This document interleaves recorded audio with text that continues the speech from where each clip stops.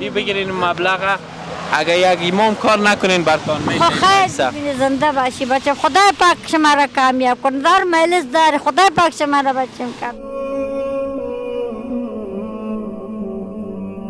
بچه میرم میره وزیران گفتم که چیز که تکر کرده که مرتگا کش آوردن با اشتا یتیمه ده گردن ما. او به کار رفته بود ایران؟ با کار رفته موتورسیکل که میگه تکر کرد. چند ساله بود بچه تان؟ بچه 6 تا ریزگه کش است. خیلی حالات ما بچه ما بد است. خیلی روز بد دارم بچه ما. کس کمک تان نمیکنه؟ نه کدامای روز یک دفعه کمک که ما شد بچه ما یک دفعه آرد روغن یک چیز با ما آمده که یک دفعه دیگه 3000 روپیه که آدم با ما داد دیگه خلاص. کالاشی پیدا شد اوجا میدم بچه ما ایجا میجا شو جمع نان بی میرم بچه. حالات ما خیلی بچه ما خدا کشان کمک کنه که ما اگه کمک. و این باران کالمیش گفتین خیمه داره؟ خیمه داره خیمه ما. باران خراب نمیکنه خیمه را؟ چرا نمیکنه چطور کنم برای خدا سرم آورده خیلی بود بچه. الله رقم که آورد ما قبول دارم بچه ما شکر میکشم به حالاتشم بچه. چه چاره کنم بچه. حال روز ما خیلی بد است بچه. خدا مشکل تا نر کنه خاله جان. تو باران هم هست ما بیخیمی کرتیم تر شد کشیدیم.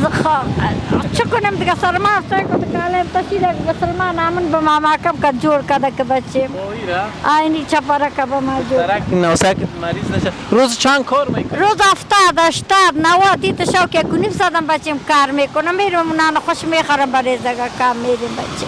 خدا مشکل تا نر کنه. ما در جنی پیسه را بگیرین ما انشالله شماره تا نمیگیریم که با معانم برتان کمک کنیم.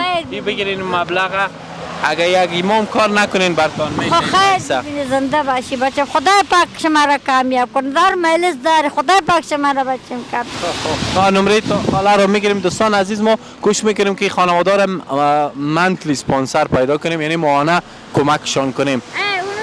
اسماره بگو شماره شبده. الا قنداقه و جسته که بگو شماره شبده. چه خوب گپ میزن. از کجاستین خاله؟ لغمان. از کجای لغمان؟ از ایچ علنگار.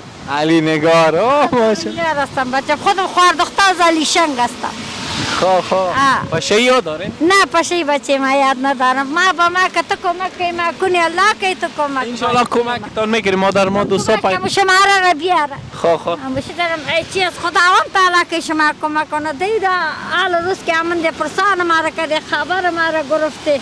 پاک پروردگاری که در جای که هستن تجاره و چالات روز ما را ببینه که ما کمک کنه خیلی برش دعا خیلی کنم انشالله. شما را سیب عمر خدا یتیمه و بیوار از چهره کمک کوشش حالا برین خانه دیگه جمع کنین که باران خواهی میرم زنده باشید.